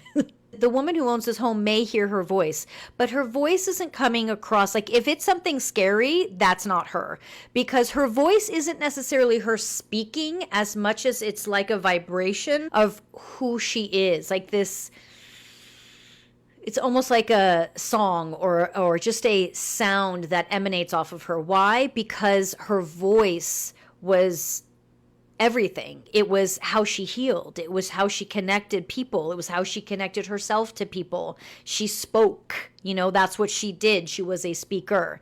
And so the voice is something that just sort of emanates off of her spirit.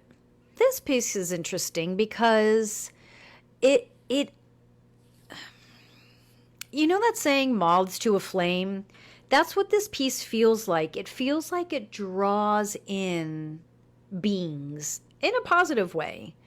And it's bringing in, not a lot, but just some just bringing in beings, like beings that might be a little lost, not necessarily suffering, maybe, but just sort of wandering. And it's like moths to a flame. There's something about that piece that draws in spirits. It draws in energies. And so she's going to have activity in her home, and it's like, you could almost say it's a portal. It's not, but like, for the sake of understanding what it does, it draws in beings. So a lot of what she's experiencing is coming from that. It's not, I would say, haunted or cursed as much as, like, again, it's moths to a flame. It's somehow attracting beings, and those beings are sort of just wandering her home. How did it get that way? It's the way that it was built. It was built, designed by someone who was very familiar with how energy works and built it with that intention of it drawing in light. It feels like when they built it, their intention was to draw in like positive vibes, positive energy, but because the person who built it wasn't totally conscious of their psychic skill sets, they didn't realize one of their skill sets was that they can almost create like a portal type entryway with what they were building and bring in and draw in spirits. And when I say they weren't conscious, it doesn't mean they did anything purposely wrong, which is why this isn't a negative piece, because they were never intending harm. They just never fully embraced what was capable of them. They wouldn't have believed it if I told them they were capable of that.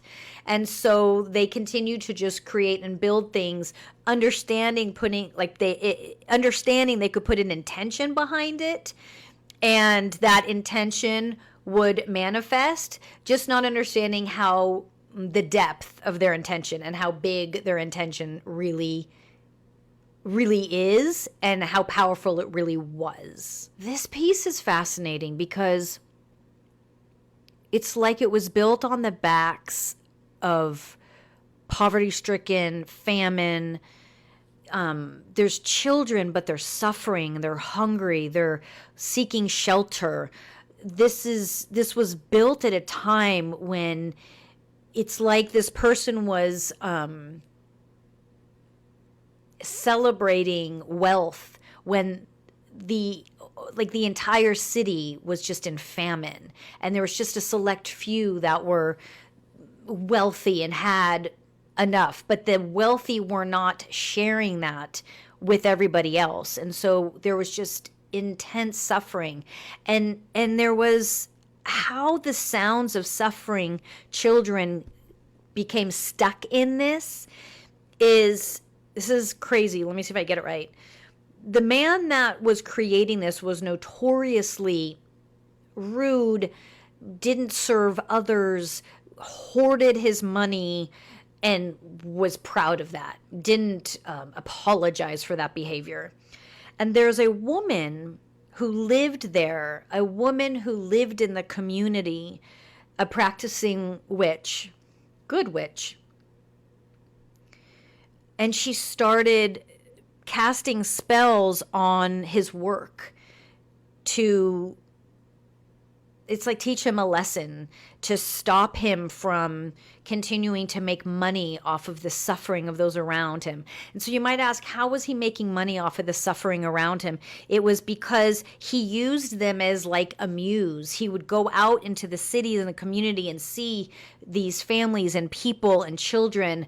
And a lot of times he would see these children playing, because before children because they're at an age where they're not realizing how deep the suffering is just yet. And he would sculpt off of that. He would create off of that. And parents and mothers would see this and be just disgusted by it. And there's this one woman who honestly, maybe she did have a family, I don't know. But she just got tired of it and started to set, every time he would build a piece, she would set a spell.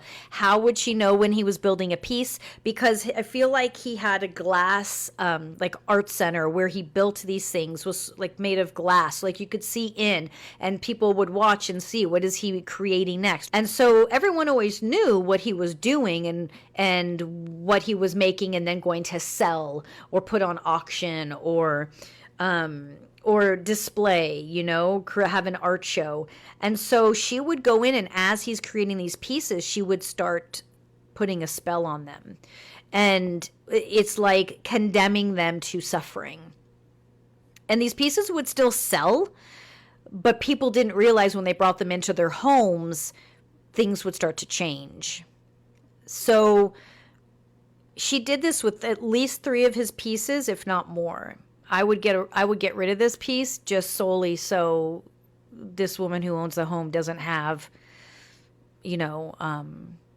doesn't create unnecessary suffering for herself. But so there isn't like a specific energy attached to it as much as it's, I guess we could say this piece is cursed. You can't make this stuff up. Might have known the story of real-life boogeymen. Say it with me, people don't just vanish into thin air. Especially not inside of an apartment building before even getting to the lobby. Except in this case, she did. This little girl left her apartment to go and swim with one of her friends in the apartment complex's pool. Yet she disappeared before ever getting to the lobby. One second she was here, the next she was gone. And despite this being the largest search in Toronto's history, she has never been found. All it took was mere minutes. A lot of things in this case just don't add up. Like how a neighbor saw a blonde woman wearing a trench coat writing in a notebook on this little girl's floor less than an hour before she disappeared. This woman seemed to be taking notes, and before this day, she had never been seen in the complex before. Could she have been involved? We don't know, because this woman has never been identified. This is the mysterious disappearance of Nicole Morin, and nothing scares me more than when someone vanishes into thin air, leaving behind no clues. So, let's talk about it. This is Nicole Morin. She was only 8 years old when she suddenly and very mysteriously disappeared in July of 1985. Nicole was a really bright and bubbly little girl who loved to swim. Her mom and dad, Arthur and Jeanette, had separated, and at the time of her disappearance, Nicole lived with her mom in a 20th floor penthouse apartment in the Etobicoke borough of Toronto, Ontario, Canada. Although they were separated, they both loved Nicole so much as she was their only child, so she always got a lot of attention. In July of 1985, Nicole was in 3rd grade and had recently started her summer vacation, which she was so excited about. She spent lots of swimming, playing with her friends, and just being a kid. Sadly, this would all be ripped away from her on July 30th, 30th, 1985. That morning started out just like any other. At around 10:30 a.m., Nicole went down to the lobby to get the mail for her mom, and then she went back up to her apartment on the 20th floor to get ready for a planned swim date with one of her friends. This was something that she did a lot. She and her friends would all go and swim in the apartment's pool, which was located in the back of the building complex. Shortly after this, her friend buzzed her apartment via the lobby's intercom, and Nicole told her that she would be down in just a second. At around 11 a.m., Nicole left her apartment wearing her favorite peach-colored one-piece bathing suit, a green hairband, and some bright red shoes. She was carrying a plastic bag full of all the essentials, an extra white t-shirt, and some green and white shorts for when she needed some dry clothes to change into, some sunscreen, a hairbrush, a peach-colored blanket, and a purple beach towel. By all accounts, if she took the elevator, she should have been down to the lobby within a minute or so, but 15 minutes came and went, and she never showed up to the lobby. Her friend started to get a little impatient, so she buzzed up to her apartment once again. This time, Nicole's mom, Jeanette, answered, and at first, Jeanette kind of brushed this off, thinking that maybe Nicole was already at the pool by herself, or maybe she was playing with some different kids or something. At the time, Jeanette ran an in-home daycare in her apartment for young kids, so she was extremely busy and didn't think much of this. But by 3 p.m., so 4 hours after Nicole was supposed to be at the pool, still, no one had heard from her or seen her. This is when her mom reported her missing to the Toronto police. This kickstarted a massive search, and when I say massive, I mean it. The Toronto Police Service formed a 20-member task force and quickly began searching every single apartment unit in the complex. Investigators knocked on every single door in the building, which was 429 units, and even if no one answered, they entered their apartments and began searching. The first day that Nicole was reported missing, they immediately put up roadblocks surrounding the apartment complex, and authorities began sending out cars with loudspeakers and microphones blaring information about Nicole's disappearance and her description. This search expanded to Highway 27, which was near the apartment building, and investigators searched on foot, by horse, by water, and by air, and they even brought in tracking dogs, but it was like Nicole simply just vanished into thin air. Like absolutely no trace of her or any clue as to what happened to her was found. This search would go on to be the biggest search and missing person investigation in Toronto Police's history, so the fact that they found not a single clue was eerie. It was such an extensive search, and this included the apartment building's underground garages, utility and storage units, and even pump rooms. More than 900 residents in the building joined the search for her as well, so no stone was left unturned. But again, nothing was ever found. Police were able to sort of piece together Nicole's last movements based on a resident of the apartment/witness. This woman who lived in the building claimed to see Nicole go down the elevator and enter the lobby, but after this, she just disappeared, and no one could figure out where she went. And then seemingly out of the blue, another neighbor came forward and said something that honestly turned this investigation into a whole new direction. So about 45 minutes before Nicole disappeared, one of her male neighbors claimed to have seen an unidentified blonde woman wearing a trench coat and holding a notebook on Nicole's floor. The woman appeared to have been taking notes, and this stood out to the neighbor because he had never seen her in the apartment building before that day. So police thought this was a fantastic place to start, so they tried locating this woman, not even as a suspect, but as a possible witness to what happened to Nicole. But they weren't able to ever find her, and to this day, the identity of this woman remains a mystery. No one ever came forward claiming to be her, so this led police pretty much back to square one. Within 4 months of Nicole's disappearance, police interviewed over 6,000 people, including hundreds of SEX offenders. At the time, Toronto Crime Stoppers was a brand new thing, and they took on Nicole's disappearance as their first significant case. The investigation into Nicole's vanishing remained active for 9 months, but sadly, her case would fall cold. With no leads to go off of, what happened to Nicole soon became a very cold mystery. With that being said though, Toronto police and other missing child organizations have tried to keep her story out there. Every so often, they'll release age-enhanced photos of what Nicole would look like, and today she would be 48 years old. Crime Stoppers has also released several different video reenactments showing Nicole's last movements in hopes that it will spark someone's memory and get them to come forward. Authorities made it very clear that her parents were not involved. Her mom and dad were cleared, but one thing that is super odd is a note that police found in Nicole's apartment after she disappeared. The note was written by Nicole months before she disappeared, and it read, quote, "I'm going to disappear.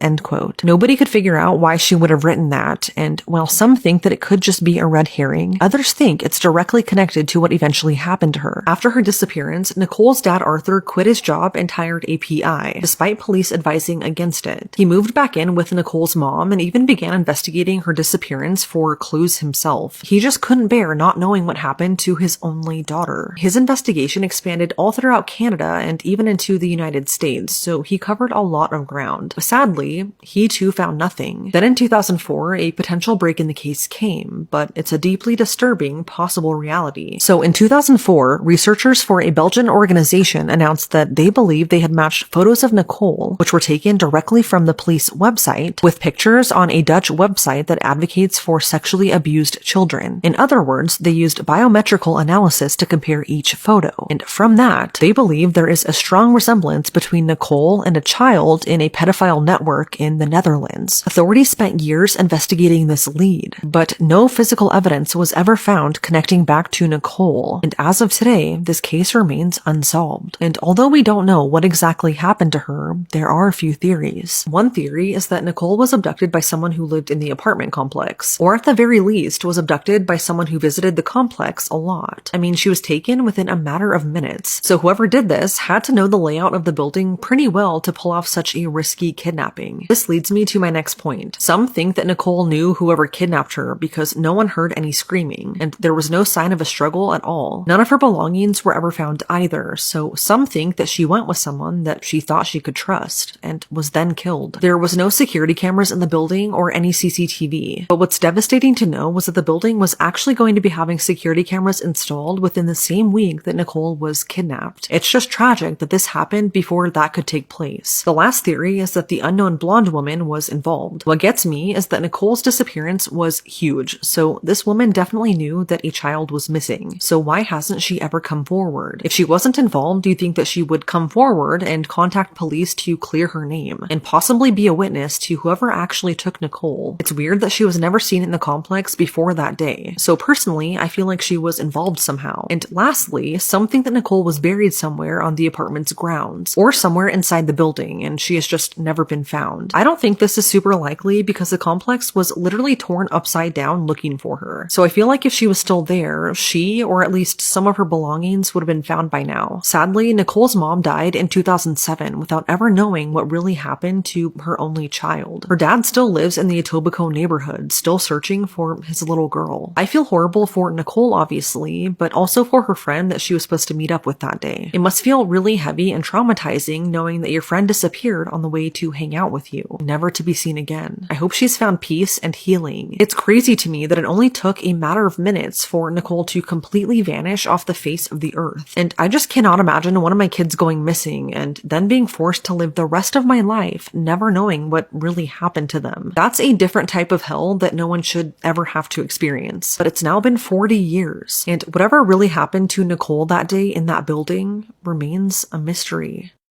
Weird spooky Christmas stories. I came across this Reddit story recently. It was posted by someone who was remembering a Christmas from when they were 17 years old, and it was the first Christmas they had after their grandfather had passed away. They were confused, grieving, and just trying to make it through every day. On Christmas morning, she was sitting on the floor with her little brother. They were opening gifts when they noticed something unusual. 2 cards tucked inside the branches of the tree, and one of those cards had her name written on it.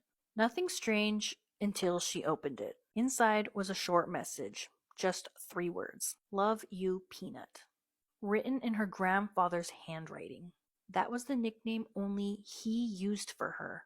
And the part that made me stop scrolling, her grandpa had passed away 4 months prior in August and had never given her a Christmas card before. She says now her mom refuses to acknowledge that ever happened.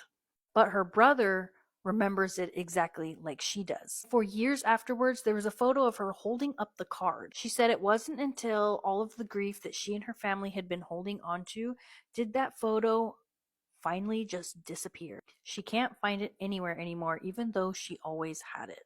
What do you guys think this is? A final message? A glitch in memory? But her brother remembers it too.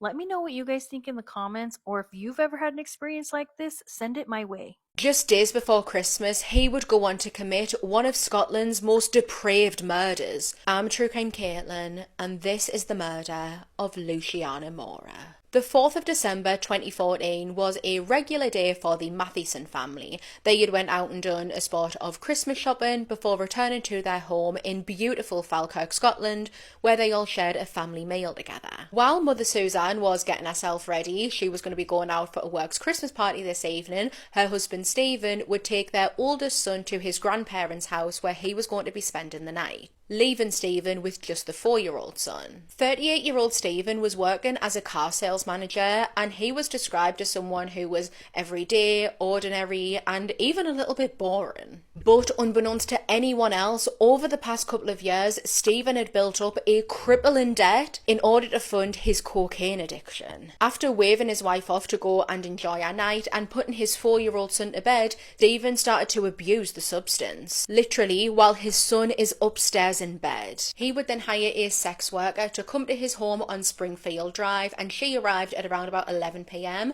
This was Luciana Mora. Luciana was a 23-year-old Romanian mother of one who had only been in Scotland for around about 3 days. She arrived to the home and Stephen would guide her up to the bedroom where he began a frenzied attack on her, stabbing Luciana over 40 times. She had tried to fight for her life against this man, shown by all of her self-defense wounds, but she was unable to overpower him. After slaughtering Luciana, Stephen then texted his wife saying, quote, "I'm sorry, XX." Stephen would contact another 2 sex workers who swiftly arrived to the home.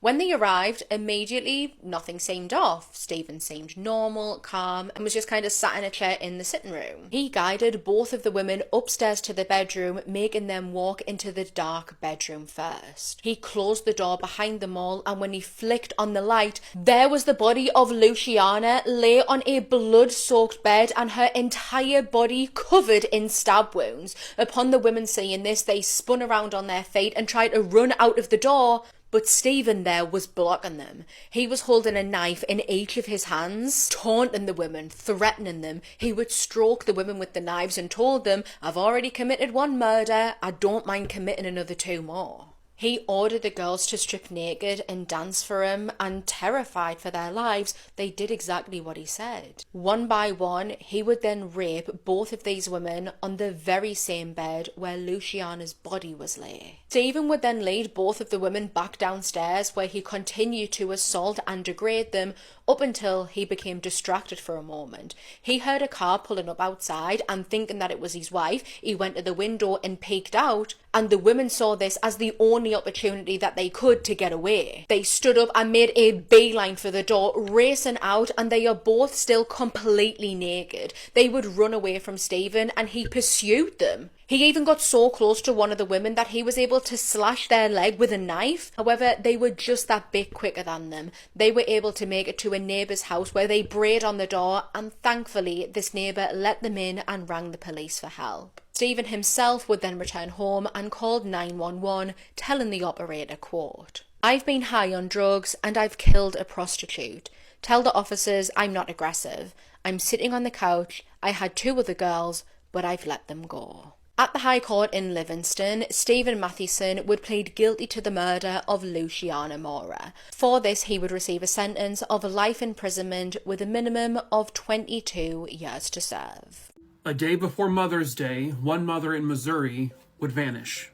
Hello, true crimers. This is the case of Echo Lloyd. Viewer discretion is advised. Echo Michelle Lloyd was born in 1972, and she lived her entire life in Missouri. She was the incredibly proud and loving mother to 4 children, and she also had a few grandkids. Her children would say that their mom had a very bubbly personality, someone who was really easy to get to know. People just felt comfortable going to her.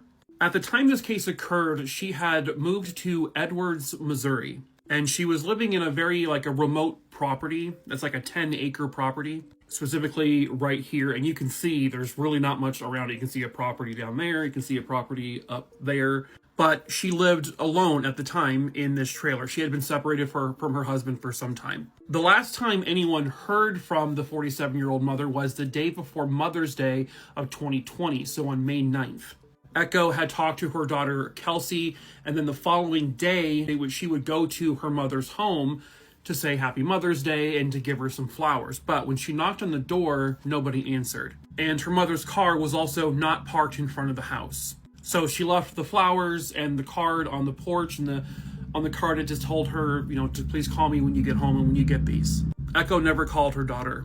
For the next few days, they tried to get a hold of their mom, but again, she's not answering her cell phone and she's not answering her home phone. So 5 days later, they would go to her home.